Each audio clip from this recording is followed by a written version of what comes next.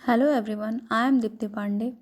आज हम पढ़ेंगे क्लास 10th का चैप्टर नंबर 6 यानी कि लाइफ प्रोसेसेस। यह चैप्टर एग्ज़ाम के पॉइंट ऑफ व्यू से बहुत ही ज़्यादा इम्पॉर्टेंट है।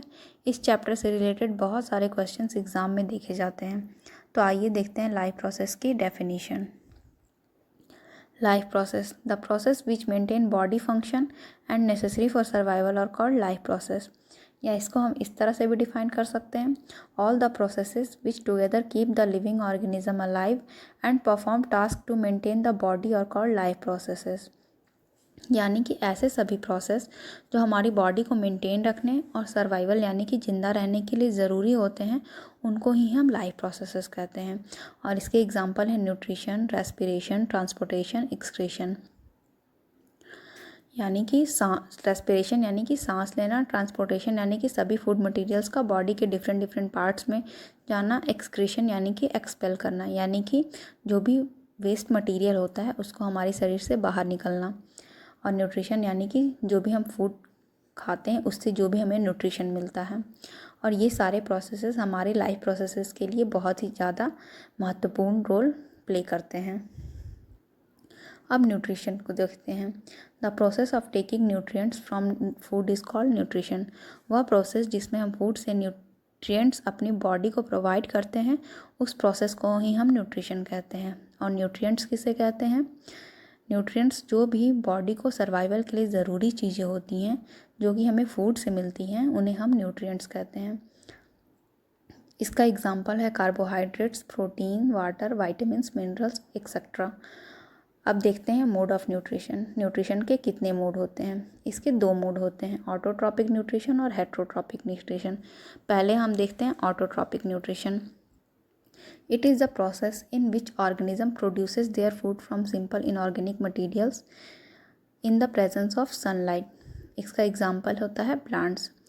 यह एक ऐसा प्रोसेस होता है जिसमें जो ऑर्गेनिज्म होता है वो अपना फूड जो होता है प्रोड्यूस करता है सिंपल इनऑर्गेनिक मटेरियल्स यानी कि वाटर और कार्बन डाइऑक्साइड और सनलाइट के प्रेजेंस में।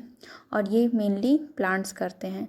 और ये जो प्रोसेस कहलाता है वो फोटोसिंथेसिस कहलाता है। फोटोसिंथेसिस प्रोसेस में ही कार्बन डाइऑक्साइड, वाटर और सनलाइट के प्रेजेंस में जो प्लांट्स होते हैं वो फूड अपना प्रिपेयर करते हैं। अब हम देखेंगे heterotrophic nutrition. In this organism depend upon another organism for food to survive. इस टॉपिक के न्यूट्रिशन में जो ऑर्गेनिज्म होता है वो दूसरे ऑर्गेनिज्म पर फूड के लिए डिपेंडेंट होता है। और इसका बेस्ट एग्जांपल हम ह्यूमन बीइंग्स हैं। अमीबा, लायन, ये भी इसके एग्जांपल्स हैं। यानी कि हम जो ह्यूमन बीइंग्स हैं, यानी कि जो हम हैं, हम और आप हैं, हम अपना भोजन खुद प्रोड्यूस नहीं करते। हम अपने भोजन के लिए या तो प्लांट्स या तो एनिमल्स पे डिपेंडेंट होते हैं। न्यूट्रिशन इन प्लांट्स, जो प्लांट्स में न्यूट्रिशन होता है वो मेनली फोटोसिंथेसिस प्रोसेस के थ्रू होता है। In this process in which green plants convert simple inorganic material that is H2O, CO2 in the presence of chlorophyll and sunlight. या इस प्रोसेस में जो प्लांट्स होते हैं वो सिंपल इनऑर्गेनिक मटेरियल्स यानी कि H2O और CO2 और क्लोरोफिल और सनलाइट के प्रेजेंस में अपना भोजन जो होता है प्रिपेयर करते हैं। इस प्रोसेस को ही हम फोटोसिंथेसिस कहते हैं। जैसा कि आप देख सकते हैं, कार्बन डाइऑक्साइड, H2O, सनलाइट और क्लोरोफिल के प्रेजेंस में C6H12O6 बनता है और ऑक्सीजन रिलीज होता है। जो ये ग्लूकोज बनता है यही प्लांट्स का भोजन है। Chloroplast, these are the small organelles found in plant cell. It contain chlorophyll which absorbs sunlight for photosynthesis. ये स्मॉल ऑर्गेनल्स होते हैं जो कि प्लांट सेल्स में पाए जाते हैं। ये क्लोरोफिल को कंटेन करते हैं जो कि सनलाइट एब्जॉर्ब करते हैं और ये फोटोसिंथेसिस प्रोसेस में एक अहम रोल प्ले करते हैं। अब हम देखेंगे हेट्रोट्रॉपिक न्यूट्रिशन। ये मेनली 3 तरह के होते हैं, saprophytes nutrition, parasitic nutrition, holozoic nutrition. आइए हम एक एक करके इनको समझते हैं। Saprophytes, the mode of nutrition in which organism obtain food from dead and decaying organic matter that is bacteria and fungi. यह ऐसा न्यूट्रिशन का मोड होता है जिसे जिसमें ऑर्गेनिज्म जो होता है वो डेड या डिकेइंग ऑर्गेनिक मैटर पे डिपेंडेंट होता है, यानी कि जो ऑर्गेनिज्म होता है वो मरे या सड़े हुए ऑर्गेनिक मैटर से अपना भोजन प्राप्त करता है। जैसा कि हम डेली लाइफ में देख सकते हैं, जब ब्रेड सड़ जाता है तो उसके ऊपर फंगस लग जाता है, और इसको ही हम सैप्रोफाइट न्यूट्रिशन का एग्जाम्पल दे सकते हैं। पैरासिटिक न्यूट्रिशन, जैसा कि आप सभी जानते हैं, पैरासिटिक यानी कि किसी के अंदर रहकर उससे भोजन प्राप्त करना। The mode of nutrition in which organism obtain food from another organism without killing them. यह न्यूट्रिशन का ऐसा मोड है जिसमें जो ऑर्गेनिज्म है वो फूड प्राप्त करता है बिना दूसरे ऑर्गेनिज्म को किल किए, और इसका बेस्ट एग्जांपल मॉस्किटोज़ और टेपवर्म है। जैसा कि हम सभी जानते हैं, मॉस्किटोज़ जो होता है हमसे हमारे बॉडी से ब्लड लेता है लेकिन हमें किल नहीं करता है। टेपवर्म हमारे स्टमक के अंदर रहता है और हमारे स्टमक से फूड लेता है बट हमें किल नहीं करता है। ये पैरासिटिक न्यूट्रिशन के एग्जाम्पल हैं। Holozoic nutrition, the mode of nutrition that involves ingestion, digestion, absorption and assimilation of liquid or solid organic materials. Example, animals and humans. इस न्यूट्रिशन के मोड में इंजेशन, डाइजेशन, एब्जॉर्प्शन और assimilation होता है food या solid organic materials का, और ये सारे प्रोसेस किस में होते हैं, या तो एनिमल्स या तो ह्यूमंस में। यानी कि पहले हम खाना खाते हैं, उसके बाद खाना को पचाते हैं, उसके खाना का एब्जॉर्प्शन होता है, उसके बाद जो भी वेस्ट मटेरियल होता है वो हमारे शरीर से बाहर निकल जाता है। और ये जो सारे प्रोसेस होते हैं ये होलोजोइक मोड ऑफ न्यूट्रिशन में होते हैं, और ये मेनली एनिमल्स और ह्यूमंस में ही होते हैं। आइए हम अब देखते हैं न्यूट्रिशन इन ह्यूमन। सबसे पहले फूड को माउथ से इनटेक किया जाता है, उसके बाद टीथ जो होता है फूड को छोटे छोटे पार्ट्स में ब्रेक कर देता है। उसके बाद टंग का जो काम होता है वो टेस्टिंग और रोलिंग का होता है, यानी कि जो टंग होता है वो फूड को टेस्ट करता है और रोल करता है।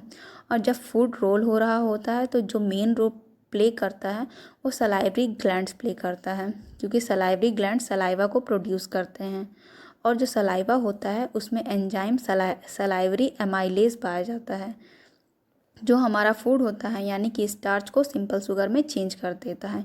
यानी कि जो सलाइवरी एमाइलेज होता है वो हमारे फूड को सिंपल शुगर में चेंज कर देता है या फिर ग्लूकोज में चेंज कर देता है। और सलाइवरी ग्लैंड्स माउथ के ऊपर पार्ट में होते हैं और टंग के नीचे भी प्रेजेंट होता है। Oesophagus, taking food from mouth to stomach by peristaltic movement, यानी कि जो फूड को माउथ से स्टमक तक पेरिस्टाल्टिक मूवमेंट से ले जाने का काम करता है। ईसोफेगस, इसको फूड पाइप भी कहते हैं। ईसोफेगस फूड को माउथ से स्टमक तक पहुंचाने का काम करता है। और पेरिस्टाल्टिक मूवमेंट किसे कहते हैं? पेरिस्टाल्टिक मूवमेंट, इसमें फूड पाइप ऊपर के साइड से कॉन्ट्रैक्ट करती है और नीचे की तरफ से एक्सपेंड करती है, जिससे फूड इजी वे से पास हो जाता है स्टमक तक। इसी मोमेंट को हम पेरिस्टाल्टिक मोमेंट कहते हैं। Stomach is large organ, it expand when food इंटर्स in it. Stomach जो होता है ये लार्ज ऑर्गन होता है और ये एक्सपैंड कर जाता है जब फूड इसके अंदर जाता है। Gastric gland, it release gastric juice. जो गैस्ट्रिक ग्लैंड होता है वो गैस्ट्रिक जूस को रिलीज़ करता है। Gastric juice contain HCl, pepsin and mucus. जो गैस्ट्रिक जूस होता है वो HCl, पेप्सिन और म्यूकस को कंटेन करता है। HCl makes medium acidic, kill the harmful bacteria of food. जो HCl होता है वो मीडियम को एसिडिक कर देता है और जो भी फूड हम खाते हैं उसमें जो हार्मफुल बैक्टीरिया होता है उसको किल कर देता है। Pepsin breaks down the proteins into amino acids. Pepsin, जो फूड हमने लिया है उस फूड के अंदर जो भी प्रोटीन्स होते हैं उन प्रोटीन्स को अमीनो एसिड में चेंज कर देता है, यह पेप्सिन का काम होता है। और पेप्सिन हमेशा एसिडिक मीडियम में ही काम करता है और यह एसिडिक मीडियम इसको हाइड्रोक्लोरिक एसिड प्रोवाइड कराता है। म्यूकस, इसका काम स्टमक की अंदर की लाइनिंग को प्रोटेक्ट करना है HCl से, क्योंकि HCl एक स्ट्रॉन्ग एसिड होता है और ये हमारी स्टमक की लाइनिंग को हार्म कर सकता है। Stomach, small intestine, it is the site of complete digestion. जो स्मॉल इंटेस्टाइन होता है यह फूड के डाइजेशन का कंप्लीट साइट होता है। अब हम देखेंगे liver. It produces bile juice and bile salt. जो लीवर होता है वो बाइल जूस और बाइल सॉल्ट को प्रोड्यूस करता है। बाइल जूस जो भी स्मॉल इंटेस्टाइन में फूड है उसको अल्कलाइन कर देता है। बाइल जूस का काम यही है होता है कि जो भी स्मॉल इंटेस्टाइन में फूड होता है उसको अल्कलाइन कर देता है। Bile salt it breaks the large flat globules, this is called emulsification. जो बाइल सॉल्ट का काम होता है फैट के बिग ग्लोब्यूल्स को छोटे पार्ट्स में तोड़ देना, और इस प्रोसेस को इमल्सिफिकेशन कहते हैं। Gall bladder it store bile juice and bile salt. Gall bladder जो होता है वो बाइल जूस और बाइल सॉल्ट को स्टोर करता है। पैनक्रियाज में ट्रिप्सिन और लाइपेज पाए जाते हैं। Trypsin break down protein into amino acid. Trypsin जो होता है वो प्रोटीन को अमीनो एसिड में ब्रेक कर देता है। Lipase it break down emulsified fat. Lipase जो होता है वो इमल्सिफाइड फैट को ब्रेक डाउन कर देता है फैटी एसिड और ग्लिसरॉल में। और स्टार्च जो होता है वो शुगर में कन्वर्ट हो जाता है। प्रोटीन जो होता है वो अमीनो एसिड में कन्वर्ट हो जाता है।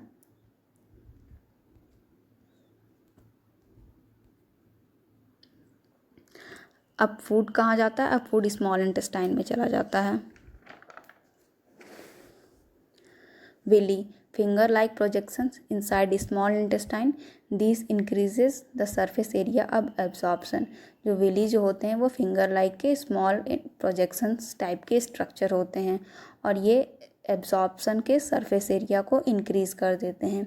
Willie are supplied food to blood vessels, then the blood vessels take the food to each and every cell of the body. जो विली होते हैं वो फूड को एब्जॉर्ब करती है और ब्लड वेसल्स को सप्लाई कर देती है। उसके बाद ब्लड फूड को बॉडी के एवरी सेल तक पहुंचा देती है। लार्ज इंटेस्टाइन स्मॉल इंटेस्टाइन में 100% फूड का डाइजेशन नहीं होता है। कुछ पार्ट जो होता है वो अनएब्जॉर्ब्ड रह जाता है। उसके बाद जो ये अनएब्जॉर्ब्ड पार्ट रहता है वो लार्ज इंटेस्टाइन को ट्रांसफ़र कर दिया जाता है। The unabsorbed food sent to large intestine where its wall absorbs more water from this material and rest of the materials removed from the body via anus। और जो unabsorbed food होते हैं वो लार्ज इंटेस्टाइन को transfer कर दिए जाते हैं, जहाँ की लार्ज इंटेस्टाइन का वॉल जो होता है वो फूड मटेरियल में से जो भी वेस्ट मटेरियल में से वाटर को एब्जॉर्ब कर लेता है और rest of the material remove from the body via anus. और जो भी रेस्ट फूड मटेरियल्स या वेस्ट मटेरियल्स कह सकते हैं जो बच जाते हैं उनको बॉडी से रिमूव कर दिया जाता है वाया एनस के थ्रू। ये सारी प्रोसेस जो होती हैं ये लार्ज इंटेस्टाइन में होती हैं और ऐसे हमारा न्यूट्रिशन इन ह्यूमन कंप्लीट होता है और हमारा डाइजेशन इन ह्यूमन बॉडी भी कंप्लीट होता है। That's it.